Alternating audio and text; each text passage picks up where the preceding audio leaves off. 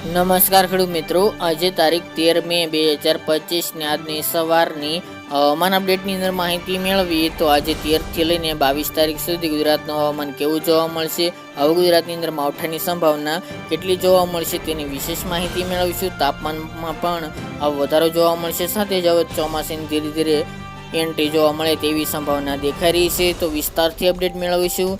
ચેનલમાં નવા હોય તો ચેનલને સબસ્ક્રાઇબ કરી નાખજો અને વિડીયોને લાઈક આપીને તમામ ખેડૂત ભાઈઓને શેર કરી દેજો. ગુજરાતની અંદર માવઠાનો ભયંકર માર જોવા મળી રહ્યો હતો. અમુક વિસ્તારની અંદર 9-10 ઇંચ સુધીના ધોધમાર વરસાદો પણ જોવા મળ્યા હતા. આગામી દિવસની અંદર ગુજરાતની અંદર વરસાદની સંભાવના નહીવત જોવા મળશે. આજે સૌરાષ્ટ્રના અને દક્ષિણ પૂર્વના 1-2 સ્થળોએ ઝાપટા રૂપે કમોસમી વરસાદ ખાબકી શકે છે. બાકી હવે ગુજરાતની અંદર આજથી વરસાદની સંભાવના જણાતી નથી. આગામી 22 તારીખ સુધી ગુજરાતનું હવામાન એકંદરે સાવ ચોખ્ખું જોવા મળશે. હમણાં ગુજરાતમાં કોઈ માવઠું નહીં જોવા મળે, જેની તમામે ખેડૂતભાઈ નોંધ લેવી. આ માવઠા દરમિયાન સૌરાષ્ટ્રના ખાસ કરીને વિસ્તારોની અંદર અને ઉત્તર ગુજરાતના ભાગોની અંદર ભારે નુકસાની ખેડૂતોને સહેવી પડી છે.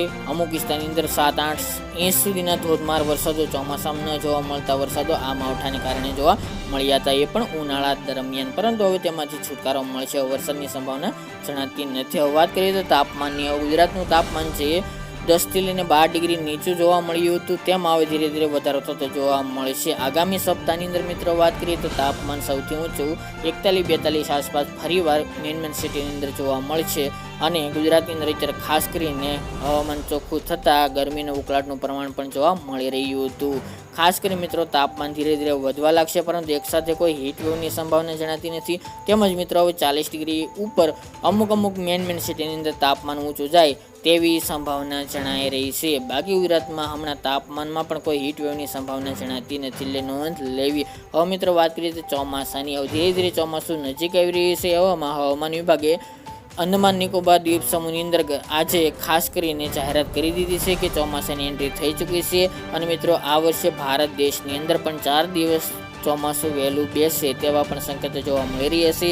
હવામાન વિભાગે ખાસ કરીને 27-28 મે દરમિયાન ભારતની અંદર ચોમાસું પ્રવેશ કરે એટલે કે આવે તેવી જાહેરાત કરી દીધી છે. ગુજરાતની અંદર હાલ તો તારીખ પ્રમાણે 15 જૂન આસપાસ ચોમાસું બેસે એટલે કે પહોંચે તેવા પણ સમાચાર જોવા મળી રહ્યા છે. તો આ વર્ષે ગુજરાતની અંદર પણ થોડુંક વહેલું પહોંચે ચોમાસું તેવી પણ સંભાવના છે. એ પણ હવે હવામાન કેવું રહેશે તેની ઉપર આધાર રાખી શકે છે. બાકી ગુજરાતમાં હમણાં 22 તારીખ સુધી વરસાદની સંભાવના નથી. આ એક રાઉન્ડ જોવા મળશે મે મહિનાના એન્ડમાં, જે પ્રી મોન્સૂન એક્ટિવિટી કહીએ એ મુજબનો. બાકી મિત્રો જે પવનની ઝડપ સામાન્ય જોવા મળી રહી છે. આ સપ્તાહ દરમિયાન પવનની ઝડપ 10 થી લઈને 20 કિલોમીટર પ્રતિ કલાકની જોવા મળશે. બાકી હમણાં કોઈ પણ ફેરફાર હશે તો અપડેટ આપતા રહીશું. આ હતી મિત્રો આજની વહેલી સવારની અપડેટ.